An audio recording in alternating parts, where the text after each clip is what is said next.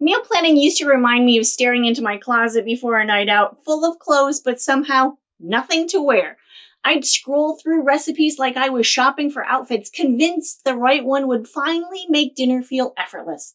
But somehow every week still ended with wasted food, wasted time, and way too much stress. And here's the thing. I'm a planner, a creature of habit, a midlife woman happily floating in her own little bubble like Glinda in Wicked, where everything feels familiar and safe. So meal planning has always come naturally to me. Keeping a full pantry feels like a cushion for the things I can't control, a quiet kind of security. But what I didn't realize was that the way I was planning was keeping me stuck until I discovered reverse meal planning, the method that completely changed how I cook forever. If you missed the video I did about my frugal pantry last time, I'll leave a link in the description below. Because once you've got a solid foundation of staples, the magic happens when you start planning backwards, using what you already have before spending another dime. Reverse meal planning is a mindset. It's about being a good steward of what's already in your home, being creative with what's in front of you, and learning to see abundance instead of lack. It's not about restriction, it's about resourcefulness. My mom used to do this naturally. She didn't need a list or a meal app. She'd open the fridge, see what needed to be used, and make dinner out of that first. So here's how I do it. First, I take a quick inventory. Nothing fancy, no clipboards or spreadsheets. Okay, maybe sometimes a clipboard. I just open up the fridge and look around. What needs to be used up? Maybe it's a half carton of eggs, some leftover rice, or that bunch of spinach starting to wilt. Then I check the freezer. Chicken breast, frozen veggies, bread, leftover chili, and finally I peek into the pantry, where all my staples live. Rice, pasta, canned tomatoes, beans, broth, seasonings. That pantry is down in the cellar. I jot down a few things that could easily turn into meals. That's it. No overthinking, just noticing what's there. And almost every single week I realize I have more than enough to feed us for several days without even shopping. Next, I build meals around what I already have. This is where it gets fun. I start looking for connections. If I've got ground beef and canned tomatoes, that could be chili, spaghetti, or a quick goulash. Chicken and frozen veggies, maybe stir fry, soups, or a wrap. You don't have to plan gourmet meals, just use what's in front of you. I like to think of it like a puzzle. How can I mix and match what I already own into meals that make sense for this week? And don't forget breakfast and lunch. Those are perfect places to use up smaller leftovers like scrambled eggs, throw in those chopped veggies, or a tuna salad with that last can hiding in the back. After that, I fill in the blanks. Once you've mapped out a few meals, you notice little gaps, like tortillas for tacos or milk for coffee. That's what goes on your grocery list. Instead of starting with 25 new ingredients, you're now shopping for 5 or 6. This part saves the most money and keeps your grocery trips short. You're not starting from zero, you're just topping off what's missing.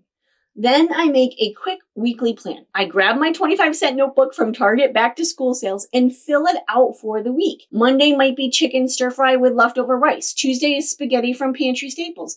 Wednesday is soup and sandwiches. Thursday for leftovers. Friday is breakfast for dinner. Saturday is taco bowls. Sunday's a roast from the freezer in the crock pot with pantry potatoes. That's it. Real meals that fit our life. And because it's all based on what we already have, nothing goes to waste. If you notice, there aren't any convenience food or box items. I try my best to cook only whole foods and stock ingredients that give me creative license. Let's be honest, traditional meal planning doesn't really work for most of us. The way we are taught is you scroll through Pinterest, find a few pretty recipes, write down everything we need, and then go shopping. Sounds productive, right? Except by midweek, half those fresh ingredients are wilted, the meals don't actually fit your mood, and the budget? Gone. Traditional meal planning starts with what you want. Reverse meal planning starts with what you have. And that one little shift changes everything. Your spending, your stress, and even how confident you feel in the kitchen. Now, once my plan is set, I restock thoughtfully. Every week when I shop for those fill-in items, I glance through my pantry and freezer. Am I running low on rice, canned tomatoes, or beans? If those are on sale or a good price, I grab a few extra. It's not about building a giant stockpile. It's about keeping your kitchen balanced. Feed your family this week, fill in the small gaps, and restock the staples that keep you prepared for next week. That rhythm keeps everything steady. And the reason this works so beautifully? Well, it saves money, it saves time, and it saves stress all at once. You're shopping less, you're throwing away less, and still eating well.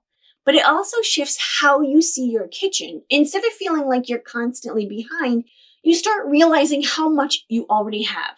That feeling of control, of calm, is worth so much more than another complicated meal plan.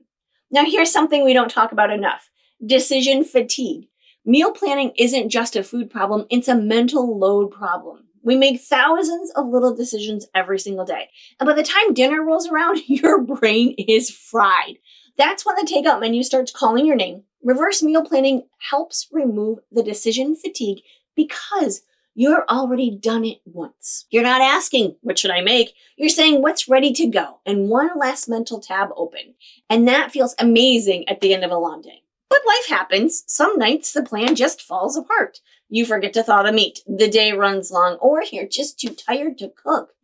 This is where a backup meal system saves you. Keep 2 or 3 emergency dinners on hand, like frozen soup, a jar of pasta sauce with noodles, or even breakfast for dinner supplies.